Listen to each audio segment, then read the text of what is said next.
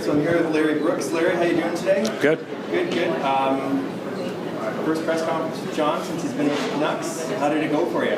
Oh, it went fine. It went fine for me. I think it went fine for him, too, actually. It was painless. Noticed that you guys shared a few words after the press conference. Was that just to sort of quick catch up? Yeah, basically, I hadn't talked to him since, I guess, the end of May. And just wanted to wish him the best. And, it was the feeling's mutual. I mean, our relationship has kind of taken on a life of its own across the continent, and we actually kind of laughed about that too. We get along fine.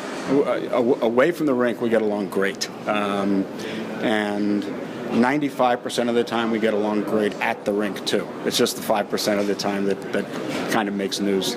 You ever fought before? Yeah. You have? Yeah. Why? Are you challenging me now? No, I'm not challenging you. Okay. You know, Redden sticks up for his teammates the other night. Yeah. And you come out with some sarcastic article. It was funny. It was funny? Yeah. Well, you know what? You were probably beat up in the bus stop most of the time. I think so, huh? Do you think it's been overblown in the media? Yeah, I think it has, but I understand it too, because there have been times where he and I have allowed it to escalate, and probably have both gotten what we deserved from that. McLean, you should ask him. Are you answering no questions or what? I guess that's what I'm saying, Brooksy. You get that through your head? I guess so. Yeah. I mean, it's kind of a waste of time. Well, then get the out of here then. I am. Okay, see ya. We've tried. I mean, we've tried to get along, and we've done a much better job the last couple of years than before that. So, yeah, I'm fine with him, and I think he's fine with me.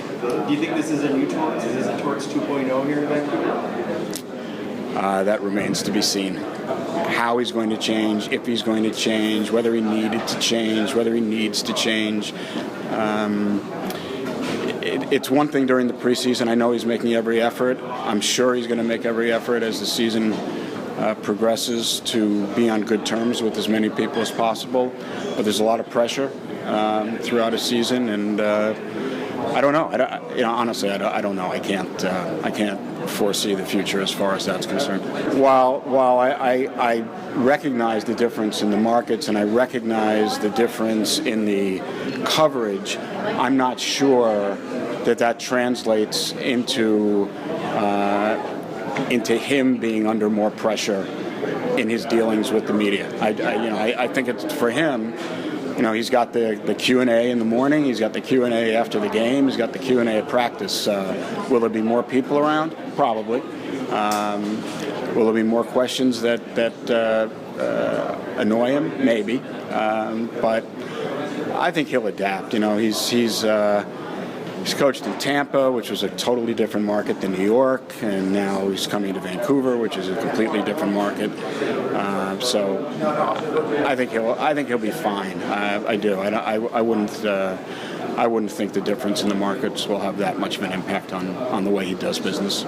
From everything he has said over the summer, when he's talked about changing, he's talked about changing in his relationship with the press, and trying to be a kinder, gentler John Tortorella in his dealings with the press, but he never talks about changing as a coach.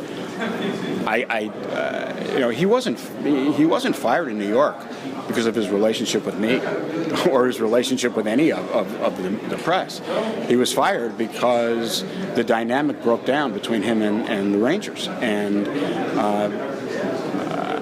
how his style will translate here with the Canucks and this season, I don't know, but it's clear he is a true believer in shot blocking. He is a true believer in safety first.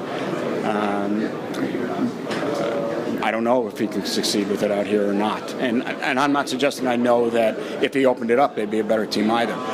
He believes in what he believes in, and so from that standpoint I expect to be pretty much the same coach he was in New York.